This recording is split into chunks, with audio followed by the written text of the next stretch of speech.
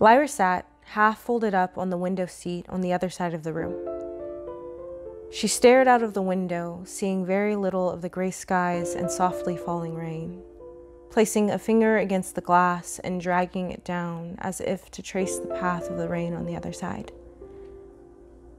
Silas stood in the open doorway and watched her for a few moments, a smile working its way onto his face as he watched her watch nothing and hum something he vaguely recognized as very off-key. Lyra, he said finally, knocking softly against the doorframe as he spoke. She turned, her brown eyes unfocused but sparkling up at him. Her brows met over happy eyes and a polite grin for a brief moment as confusion assailed her, unable to recognize Silas as he spoke.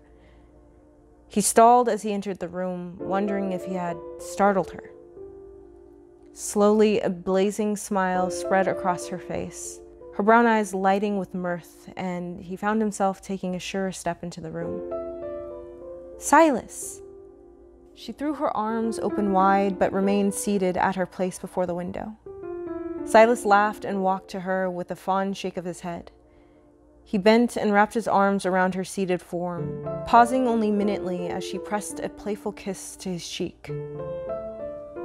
He tightened his arms around her warmly for a fraction of a second more before pulling back, smile firmly in place. how do you do that? He asked as she turned from him again, gaze already focused out the window once more. Do what? Tell that it's me and not Soren. He said distractedly. Her hair was standing up at odd ends at the back of her head, unartful and messy. He wanted to smooth out the musk curls. Instead, he shoved his hands in his pockets and looked off past her through the window. Our parents still have trouble with it most days, and you're... He cut himself off a little too late. He saw her soft smile in the window's reflection. And I'm half blind? She finished for him. Silas stood just a little bit frozen, a frown curving against his lips. Lyra's smile widened and she turned to him with a laugh, unfocused gaze landing somewhere around his shoulder. Oh, come on, Silas. You didn't hurt my feelings if that's what you're worried about. Yeah, but still. To answer your question, she continued over him, it's because the two of you act so differently. Though, I have to admit, I did think you were sore for a second when you came in. You said my name like he does. How'd you know it was me then? Lyra pursed her lips and scrunched her nose, fighting off an uncomfortable smile as she turned to face the window once more and admitted, I was listening for his car, actually. Silas was silent. Lyra grew more uncomfortable in the quiet, lips pursing further, a blush spilling across her cheeks. I didn't mean that in a stalker way. A long moment passed before he spoke again. Do you have feelings for my brother, Lyra? She stilled at the window, blush moving like fire under her brown cheeks and down her slender neck. What are you even talking about? She said, finally, forcing a smile that Silas could easily see as fake. He's my friend. Don't be silly. I don't think it's silly. Her smile trembled but stayed in place. She said nothing more. Lyra. She began humming a soft tune instead of responding, and the man sighed loudly. He took a step to the side and joined her on the window seat. Don't ignore me. I'm not, she said quickly, then added, when did you get here? I would have said hi had I known.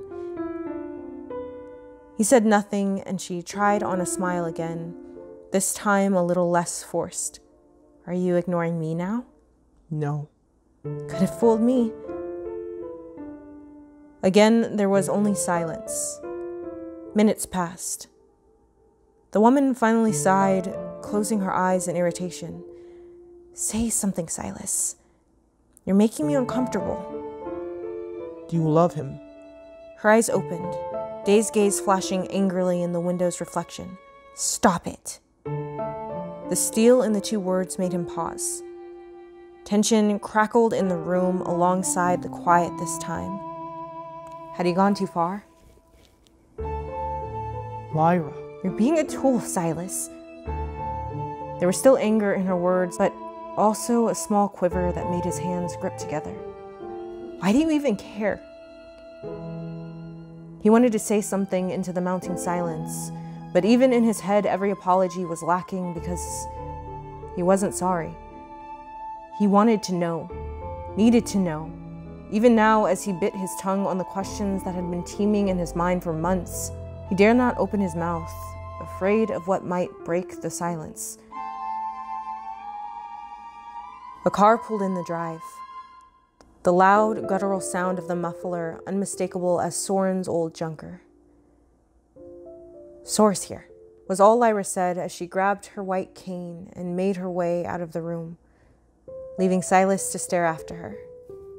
When he could no longer hear the tap of her cane against the carpet, he turned his gaze out the window, watching the mirror image of himself get out of the old car.